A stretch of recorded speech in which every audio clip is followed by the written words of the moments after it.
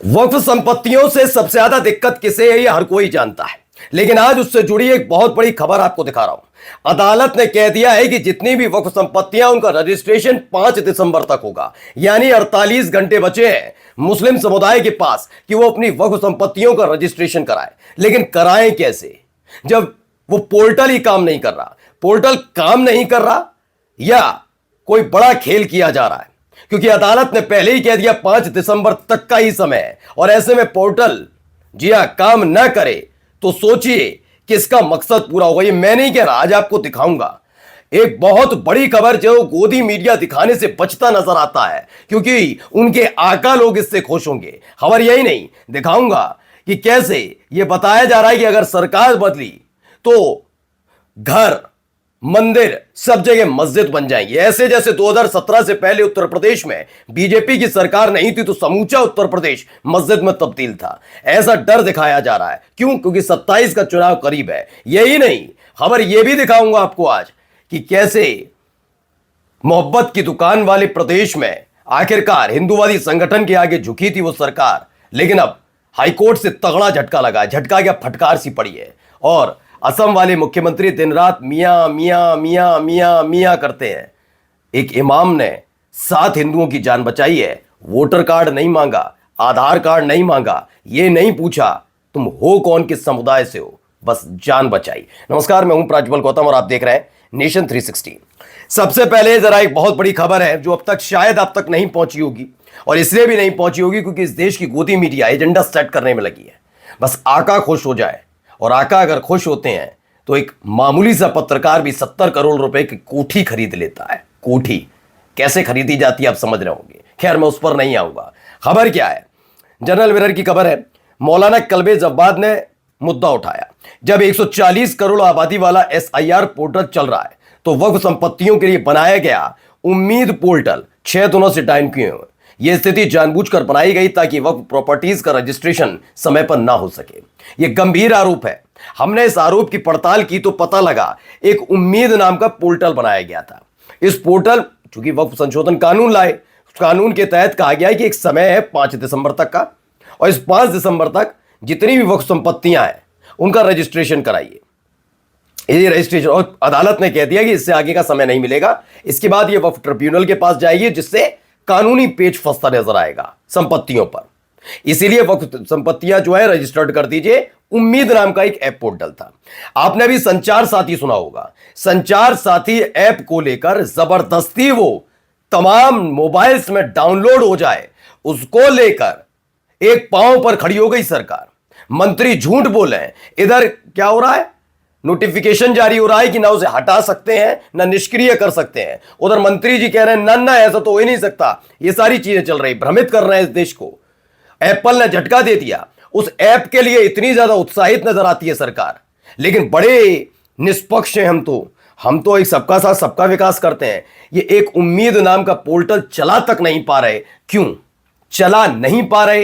ये चलने नहीं दिया जा रहा। दोनों चीजों के बीच का अंतर अब आपको खुद तय करना है। खबर क्या, पढ़िए। फर्स्ट इंडिया न्यूज की खबर है। उम्मीद पर नहीं उतरी। वेबसाइट धीमी होने के चलते नहीं भर पा रहे फॉर्म ही नहीं भर पा रहे। कितनी वक्त संपत्तियां रह गई हैं? क्यों? बात एक दिन की नहीं है, घंटे 2 घंटे, एक दिन की नहीं है। 6 दिन से बंद है।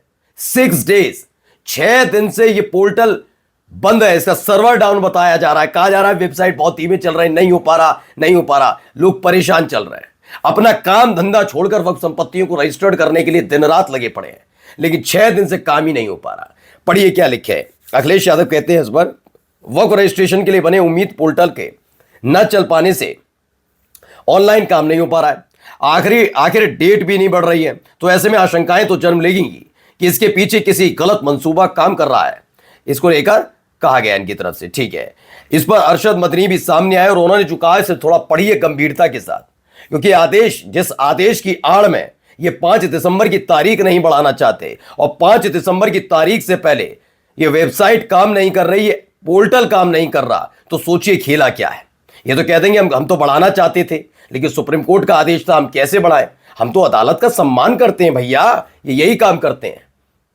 लेकिन पोर्टल में हमारे हाथ में नहीं है ना, सर्वर डाउन है तो ये क्या नीति नियम बन रहे हैं, जरा देखिए खबर क्या है। जैसा कि सबके ज्ञात में कि जमीयत उलेमाए हिंद और दूसरे लोगों की सभी कोशिशों के बावजूद सुप्रीम कोर्ट ने उम्मीद पोर्टल पर वक्फ संपत्तियों के रजिस्ट्रेशन की दिनांक 5 दिसंबर 2025 यानी 48 घंटे बचे हैं से आगे बढ़ाने से साफ मना कर दिया है। इन हालात में अगर वक्फ रजिस्ट्रेशन निर्धारित दिनांक तक पोर्टल पर अपलोड नहीं हो सका तो फिर इसके लिए वक्फ ट्रिब्यूनल से संपर्क करना पड़ेगा, यानी कानूनी पेच फंसता नजर आएगा। और बैठ जाइए, इस देश के अंदर ट्रिब्यूनल हो, इस देश के अंदर अदालतें हैं, कितनी तेज रफ्तार से मामले निपटते हैं ये हम सबको पता है, जो कि एक मुश्किल प्रक्रिया होगी। इस संबंध में कुछ निवेदन किए जाते हैं। अब आगे आइए, खबर क्या है। दूसरी खबर दिखाता हूं इससे आगे की भी, जरा ये समझिए क्या कर रहे हैं। मामला उत्तर प्रदेश का है। उत्तर प्रदेश में सरकार आई 2017 में। क्या 2017 से पहले पूरा उत्तर प्रदेश मस्जिद में तब्दील था क्या? चलिए मैं बुलंदशहर आ जाता हूं, जहां का मसला है उत्तर प्रदेश के बुलंदशहर की खुर्जा का मसला है। क्या पूरा खुर्जा मस्जिद में था? बाद में योगी आदित्यनाथ की पहल के बाद कई मकान हिंदुओं को दिए गए क्या? क्या बात करते हो। खुर्जा में एक बहुत आलीशान, बहुत सुप्रसिद्ध मंदिर है माता रानी का, जहां माथा टेकने जाते हैं लोग। और अब से नहीं है, लंबे समय से, योगी आदित्यनाथ जी की वजह से नहीं है, उनकी सरकार बीजेपी की वजह से नहीं है। सोचिए, इस देश में भ्रमित करना, गुमराह करने का काम कितनी तेजी से किया जाता है। कांग्रेस आ जाएगी तो बाबरी ताला लग जाएगा अयोध्या पर। यह भाषा शैली किन लोगों की थी, जरा सोचिए। ये यही काम करते रहे, ये डर दिखाते रहे। पढ़िए, अगर सरकार बदली तो इन सभी मंदिरों घरों को मस्जिद में बदल दिया जाएगा। उत्तर प्रदेश के बुलंदशहर के खुर्जा में 30 नवंबर को हिंदूवादी पार्टी की एक एमएलए समेत हिंदूवादी समर्थकों ने मंदिर के पास एक मुस्लिम परिवार के घर खरीदने के खिलाफ विरोध प्रदर्शन किया और उसे लैंड जिहाद बताया और यही आरोप लगाए। चलिए अगले भी देखिए क्या हो रहा है। हिमाचल प्रदेश से खबर है। खबर केवल उत्तर बीजेपी वाले राज्य से मत देखिए, जरा कांग्रेस में भी देखिए। सबको पता है कि हिंदुवादी संगठन के दबाव में कैसे एक मस्जिद का बिजली और पानी काट दिया गया। चलो अब यही कह दीजिए भैया अदालत का आदेश था, अदालत का आदेश था। हाँ, ये बात सच है। अभी दिखाता हूं। हिमाचल प्रदेश में जब निचली अदालत ने आदेश दिया तो सरकार ने काम किया। अब तो हाईकोर्ट का आदेश आया है। क्या करारा झटका लगा है। शिमला की संजोली मस्जिद पर हाईकोर्ट ने स्टे कर दिया है। 3 मई 2025 को नगर निगम ने पूरी मस्जिद को अवैध बताते हुए तोड़ने का आदेश दिया था नगर निगम ने। इसके बाद लोअर कोर्ट में मामला गया। लोअर कोर्ट ने भी कहा बात तो सही है, पूरी अवैध है। लेकिन इसके खिलाफ मस्जिद कमेटी जब हाईकोर्ट गई तो हाईकोर्ट ने कहा ग्राउंड और फर्स्ट फ्लोर ऐसे ही बना रहेगा, जबकि ऊपरी मंजिलें तोड़नी होंगी, सिर्फ ऊपरी, नीचे की दोनों मंजिलें ऐसी रहेंगी। और अब आते हैं, जरा असम लेकर चलते हैं कि असम के मुख्यमंत्री मुझे लगता है कि हिंदुओं से ज्यादा मियाँ मियाँ मियाँ मियाँ मियाँ करते हैं। जरा देख लीजिए, मियाँ ही हैं। खबर क्या है। असम में मुस्लिम इमाम की सतर्कता ने बचाई 7 हिंदू यात्रियों की जान। तालाब में डूबते कार को देख साथियों की मदद सभी को बाहर निकाला। खबर क्या है। असम के करीमगंज में मुस्लिम इमाम की सतर्कता ने 7 हिंदू यात्रियों की जान बचाई। मस्जिद के इमाम है, नाम है मौलाना अब्दुल बासित। उनकी सूझबूझ से 7 हिंदू यात्रियों की जान बची। फजर से पहले तालाब में कुछ गिरने की आवाज सुनकर वे बाहर आए और देखा एक गाड़ी की लाइट जल रही है। इमाम ने तुरंत मस्जिद की माइक से लोगों को इकट्ठा होने का ऐलान किया। ग्रामीणों ने मिलकर गाड़ी को तालाब से बाहर निकाला और पता चला कि सभी यात्री 7 यात्री सिलचर से त्रिपुरा जा रहे थे और सारे हिंदू थे। कम से कम इस खबर का संज्ञान भी ले लीजिएगा। हेमंत शर्मा, नमस्कार।